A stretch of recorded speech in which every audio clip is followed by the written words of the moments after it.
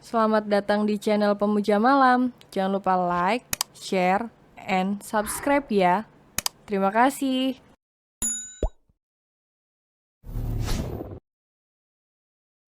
Chapter 31, Masa Baru Pacaran Sudah LDR.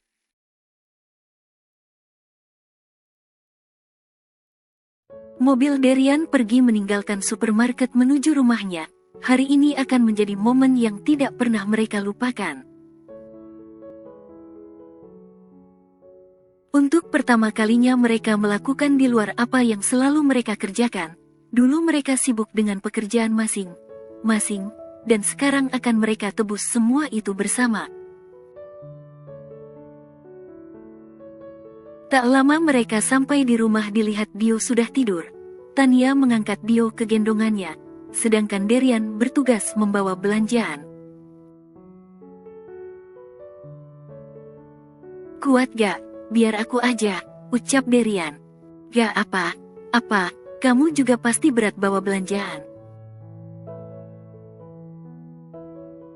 Yakin? Tanya Derian.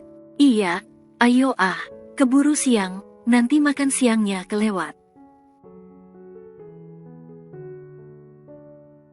Derian pun mengalah, mereka bertiga pun masuk ke dalam rumah Tania yang langsung membawa Dio ke kamarnya biar dekat.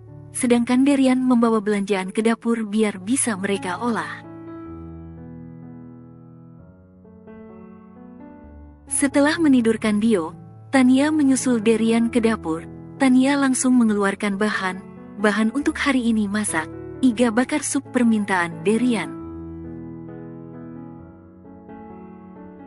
Aku bantu apa? Tanya Derian. Tolong cuci tulang iganya ya, aku mau siapin dulu bumbunya. Siap.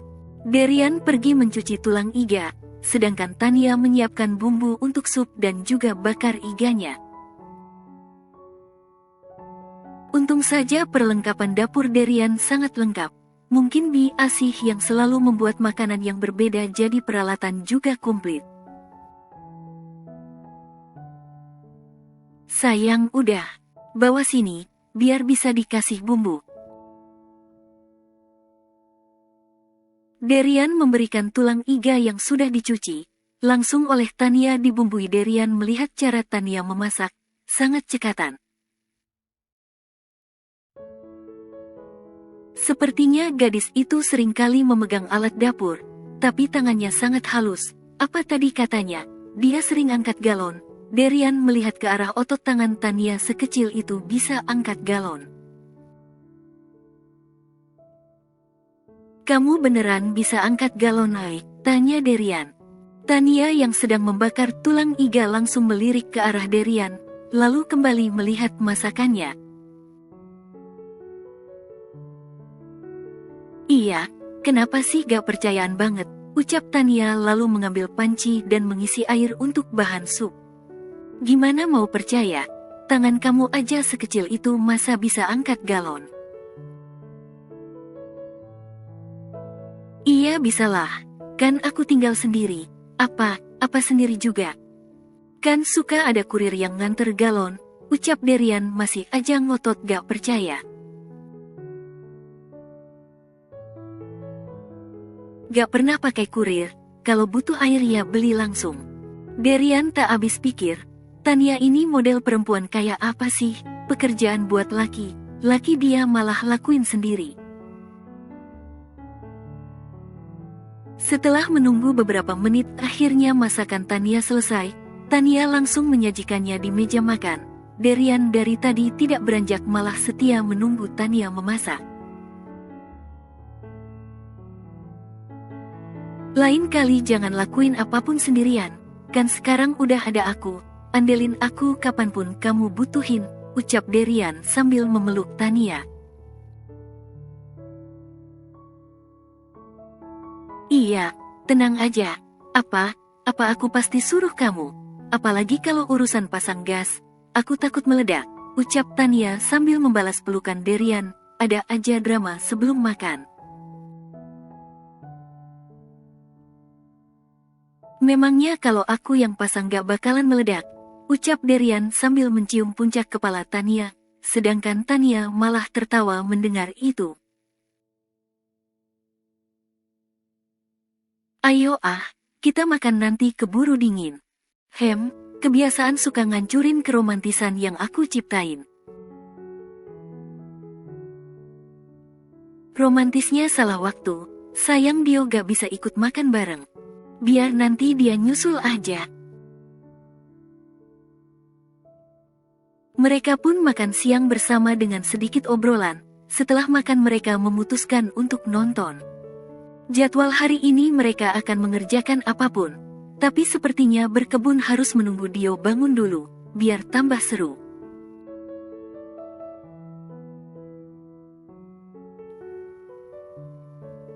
Tania lagi membereskan bajunya ke dalam koper. Hari ini dia akan pulang ke kampung halamannya.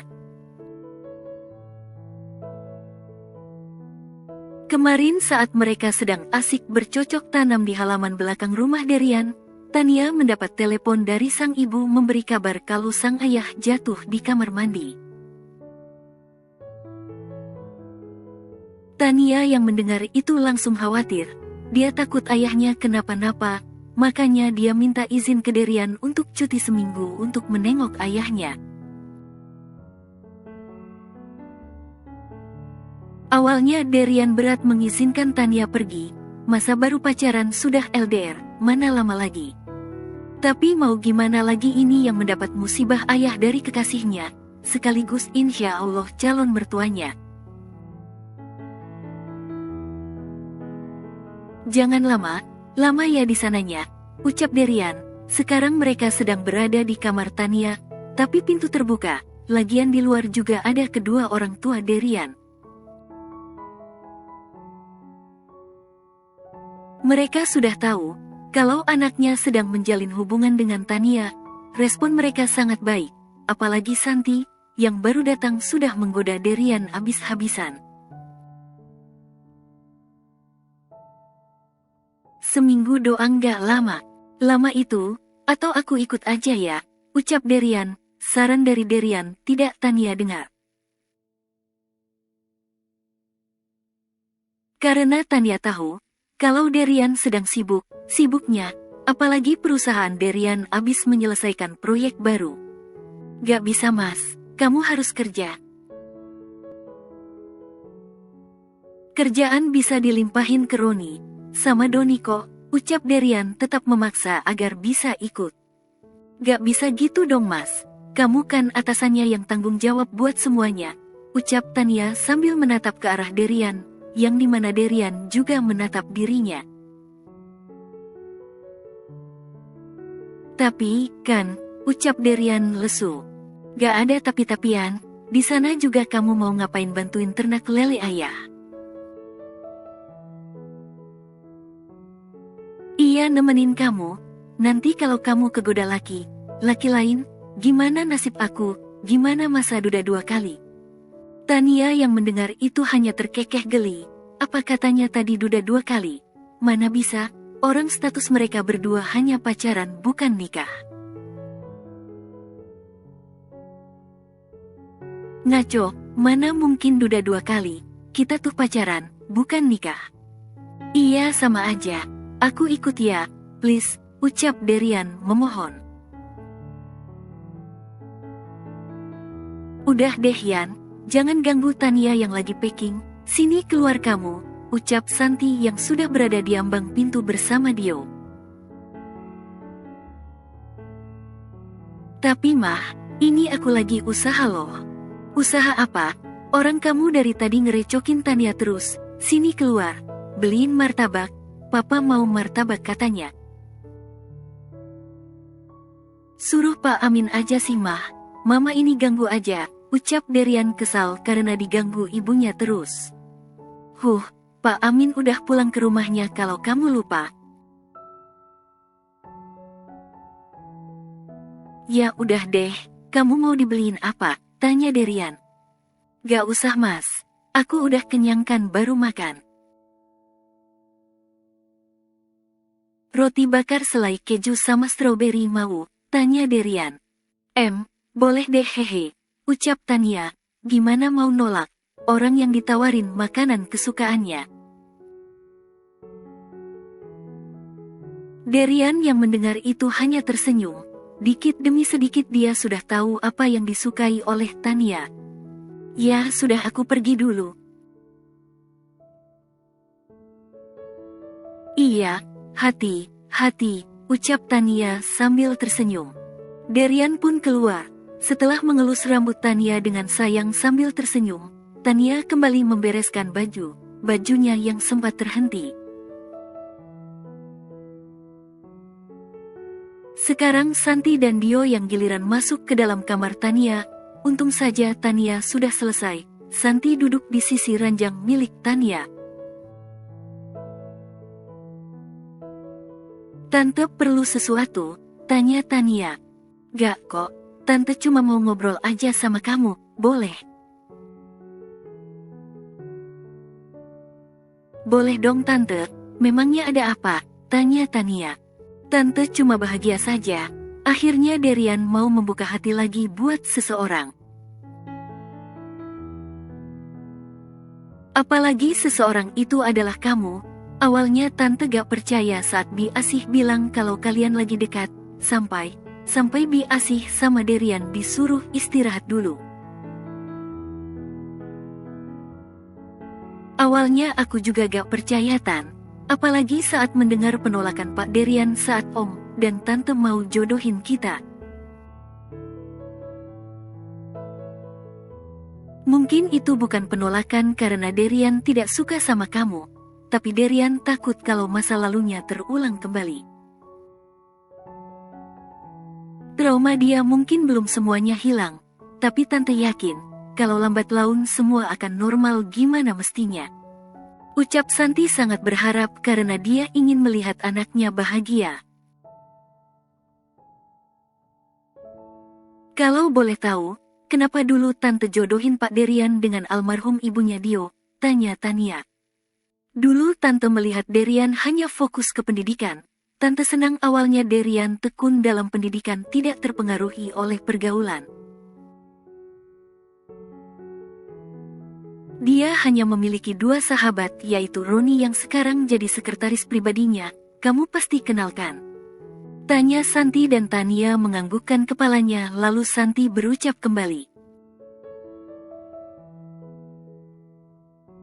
Dan juga Alexander, pemilik sekolahan, yang sekarang Dio sekolah di sana. Pasti kamu juga sudah bertemu. Iya Tante, saya juga gak menyangka kalau Mer Alexander Graham adalah sahabat Pak Derian. Alex selama di luar negeri di negara asal ayahnya di Spanyol.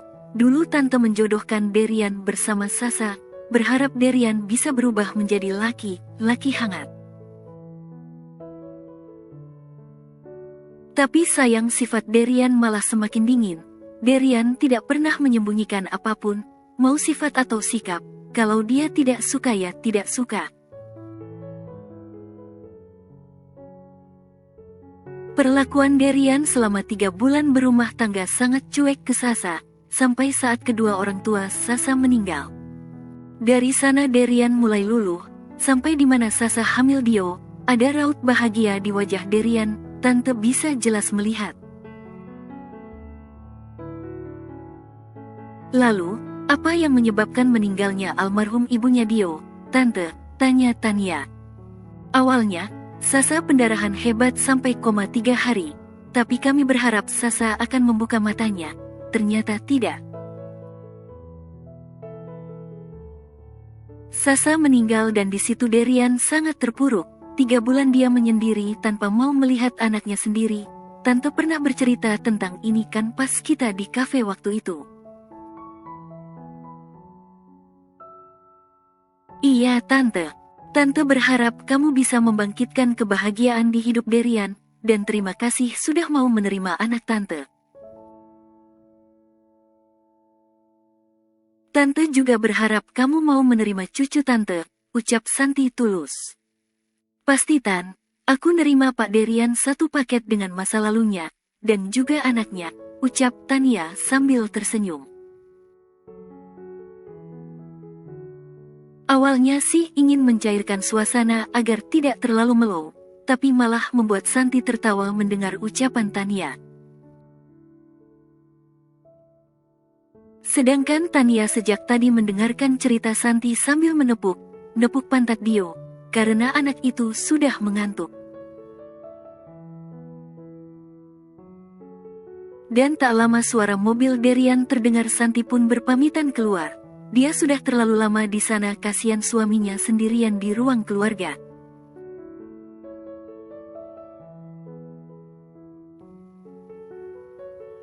Hari ini Tania akan berangkat ke kampung halamannya yang berada di Yogyakarta. Banyak drama di pagi hari tadi,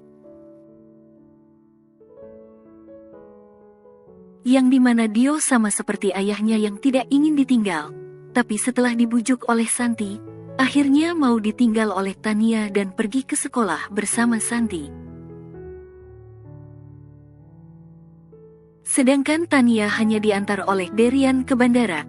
Derian sengaja membelikan tiket pesawat agar Tania pulang tidak terlalu lama di jalan. Tadinya Tania akan naik kereta, karena kalau buru seperti sekarang ini lebih aman naik kereta. Tapi sekarang berbeda, Derian malah membelikannya tiket pesawat. Di dalam perjalanan ke bandara, tidak ada percakapan apapun. Derian sibuk dengan tab yang berisi tentang pekerjaan. Tania bisa melihat dari wajah serius yang ditampilkan oleh Derian, mungkin Derian sedang mengecek pekerjaannya.